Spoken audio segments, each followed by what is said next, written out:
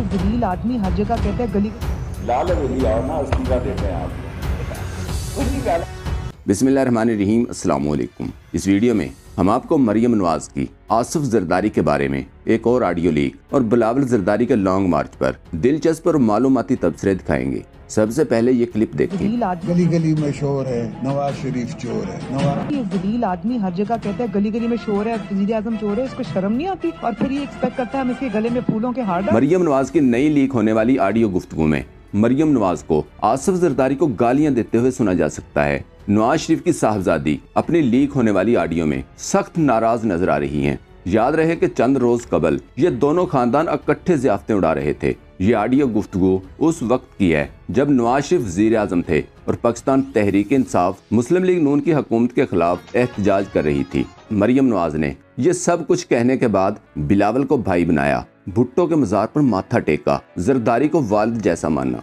जरदारी को गालियां देने वाली मरियम नवाज आजकल जरदारी को अपना लीडर बना चुकी है और अवाम भी इन सब पार्टियों को मुख्तलिफ नाम होने के बावजूद एक ही पार्टी मानना शुरू हो चुकी है। पाकिस्तानी सियासत में एक बार फिर दो सियासी पार्टियां ही आमने सामने हैं। एक तरफ पीटीआई, दूसरी तरफ सब सियासी जमातों की एक जमात बन चुकी है। आइंदा इलेक्शन में ये सब जमातें इलेक्शन तो मुख्तलिफ निशानात पर लड़ेंगी, लेकिन इन सब का नजरिया एक होगा, जान बचाओ अकाउंट बचाओ। मरियम नवाज के लीक ऑडियो पर डॉक्टर अरसलान खालिद ने लिखा, मरियम नवाज की इखलाकियात का अंदाजा इससे लगा लें कि मोहतरमा की हर ऑडियो में गालियां ही होती हैं। इमरान राजा ने लिखा, पहले नारा लगता था मरियम का पापा चोर है। नई ऑडियो लीक के बाद मरियम का दूसरा पापा जलील भी है, मजे ते माहिया होन आनगे। फयाज राजा ने ट्वीट किया, हम नहीं कहते चोर और जलील गाली है या नहीं, ये दोनों सियासी खानदानों के आपस का मामला है। आजकल बिलावल जरदारी को लेने के देने पड़े हुए हैं। बिलावल भुट्टो के लॉन्ग मार्च की हालत ये है जो आप इस तस्वीर में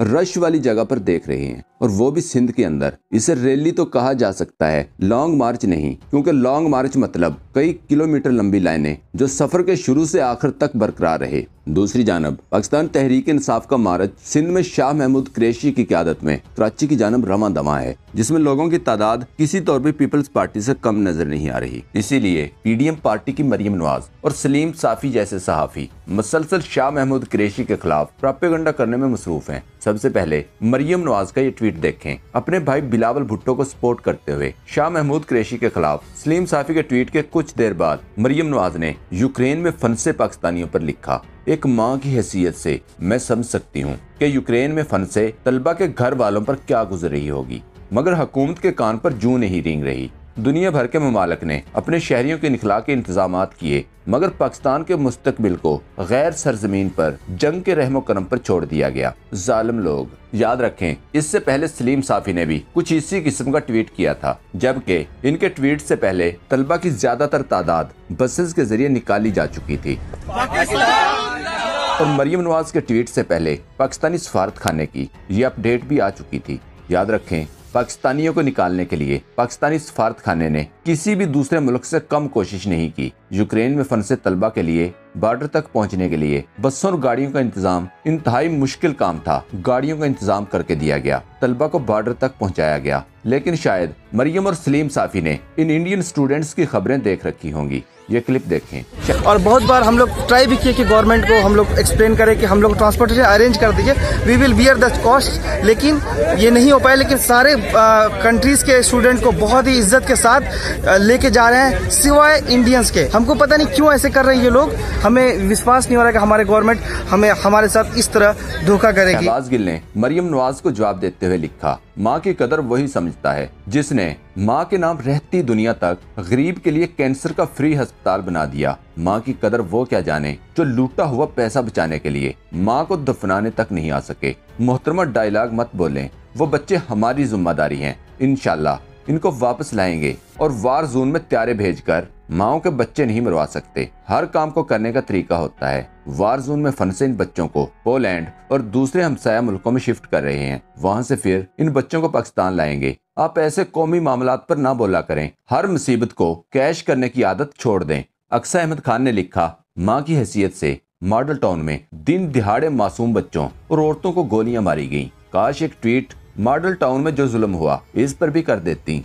शहबाज गिल ने बिलावल भुट्टो मार्च पर ट्वीट किया। पीपल्स पार्टी ने लाहौर में नासिर बाग में जलसे की इजाजत मांगी है। लाहौर इंतजामिया ने खुले दिल का मुजाहरा किया है और पीपल्स पार्टी को नासिर बाग से भी बड़ा ग्राउंड मीनारे पाकिस्तान पर जलसा करने की दावत दी है। शहबाज गिल की इस बात पर मलिया हाशमी ने ट्वीट किया, इमरान खान हुकूमत की शरारत, ये जानते हुए कि नून लीग की अक्सरियत पीपल्स पार्टी का लाहौर में इस्तकबाल ही नहीं करने वाली। बिलावल भुट्टो ने कहा, वजीर आजम इनको खुद ही इस्तीफा भेज दें। इस पर शहबाज गिल ने जवाब दिया, हमें इस बात का अंदाजा है कि आपके मार्च में लोग नहीं निकले, इसी वजह से आप दबाव का शिकार हैं और अपना दिमागी तवाज़ुन खो चुके हैं। हम इस्तीफा तो नहीं, लेकिन आपको माहिर नफ्सियात भेज रहे हैं क्योंकि आपको इलाज और मदद की जरूरत है। सदीक जान ने शेख रशीद का बयान दोहराते हुए लिखा, बिलावल बनी गाला क्यों जाता है, लाल हवेली आए, मैं देता हूँ इसको इस्तीफा।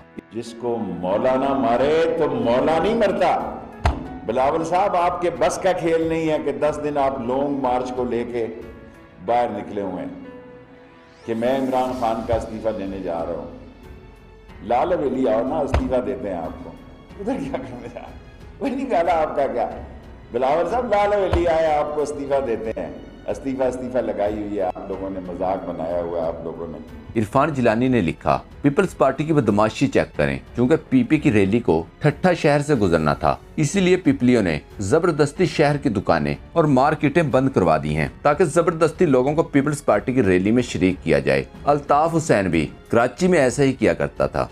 यानी अभी अगर कोई रिपोर्ट कर देना अजीज मेमन की तरह कि सिंध के अंदर ये लॉन्ग मार्च कैसे हो रहा है और किस तरह इसको रिपोर्ट किया जा रहा है, तो उस सहाफी के दुश्मन बन जाएंगे।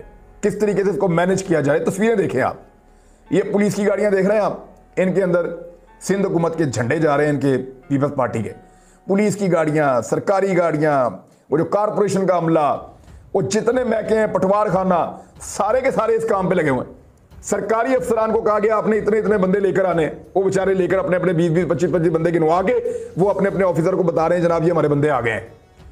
लोगों को खरीद के लाकर जलसे भरने की कोशिश की जा रही है। दोस्तों, पाक ट्यूब 24 को सब्सक्राइब करना ना भूलें, लाइक करें, शेयर करें और कमेंट सेक्शन में अपनी राय का इजहार जरूर करें। शुक्रिया।